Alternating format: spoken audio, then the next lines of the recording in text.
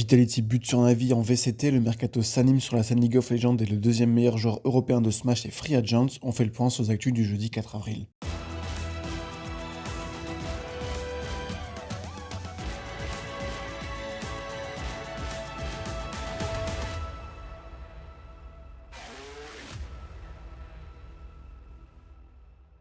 C'était pas une entrée en matière facile pour Vitality. Pour son premier match du Stage 1 du VCT EMEA, Vita s'est retrouvé contre Navi. Navi, c'est l'un des favoris de la compétition. Navi, c'est 5 mecs qui jouaient déjà ensemble chez FPX il y a 2 ans, qui sont restés ensemble pour venir en Europe en 2023, sauf un qui est parti chez NRG et qui est finalement quand même venu pour 2024. Bref, Navi, c'est une machine bien rodée et bien huilée. Alors que Vita, ils ont joué 4 matchs ensemble pour l'instant pendant le kick-off et c'était même pas avec le roster au complet parce que Trex avait des problèmes de visa et pouvait pas jouer. Du coup, sans surprise en réalité, et même si l'équipe est bonne en scrim à ce qu'on dit, Vita a perdu 2-0, 13-9 sur Bind avec un bon début de carte et du caractère pour écarter les 4 premières balles de match et 13-4 sur Lotus. Bon, ce qu'on peut pardonner à Vitality, on le pardonne quand même largement moins à Fnatic. Mais Fnatic 2024, c'est pour l'instant largement moins claquant que Fnatic 2023. En fait, c'est simple, Fnatic a déjà plus de défaites dans sa région cette année que l'année dernière. Parce que Fnatic avait été battu une seule fois l'année dernière, en finale du VCT par Liquid. Et que cette année, ils ont été éliminés du kick-off par la Carmine en février, et ils ont perdu leur premier match hier contre Heretics 2-0. Alors Heretics, c'est pas non plus des peintres, c'était les finalistes du kick-off, mais quand même, le sentiment de domination a disparu. Et l'autre enseignement de cette soirée, c'est que ce sont les deux équipes du groupe Omega qui se sont imposées face à celles du groupe Alpha.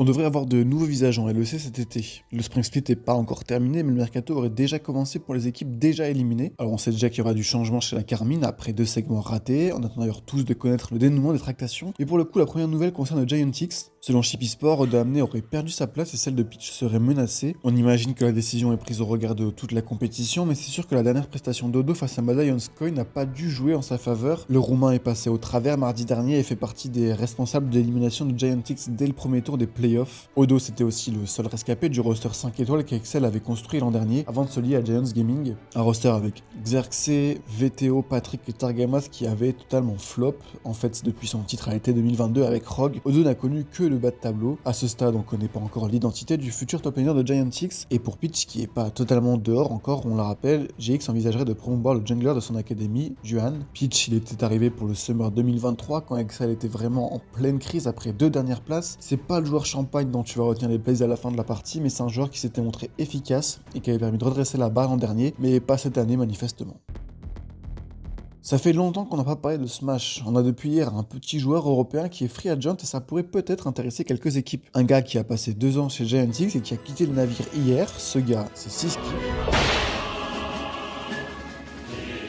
Et c'est vraiment pas n'importe qui. Selon le Lumirank 2023, Siskis c'est le 2e meilleur joueur européen l'an dernier derrière Gluttony. Rien que ça, c'est aussi le 21e meilleur joueur mondial. C'est un mec qui, juste l'année dernière, a pris 2 sets à T, 1 set à Tweak, 2 à Gluto ou encore 2 sets à Riddles. En gros, Siskis c'est le très haut niveau mondial. Et ce qui lui manque, c'est une victoire en Major. Il est main Samus, il a quelques bons résultats, mais uniquement des places d'honneur dans les gros rendez-vous. 2e de l'UFA 2023, top 9-12 du Terra, top 7-8 du Delfino Malza, top 5-6 du Smash Water X, etc. On le connaît très bien en France, Siski, d'abord parce que c'est l'un des principaux rivaux de Gluto évidemment, mais surtout parce qu'il s'y déplace régulièrement en LAN. On vient de parler du Terra et de l'UFA, mais il est aussi venu à Paris pour la KingCon en février dernier et avait remporté le Wanted en mai 2023 à Créteil. Siski, il a aussi ses bêtes noires et d'ailleurs le problème c'est que c'est celle qu'il rencontre le plus. Il est en 5-14 contre Gluttony au head-to-head, mais surtout il n'a jamais pris un set à Boom Forever, la petite pépite britannique de BMS, 3e meilleur joueur européen. Avec Siski sur le marché, mais aussi Raflo ou Flo, les structures ont en tout cas de quoi réfléchir pour se positionner.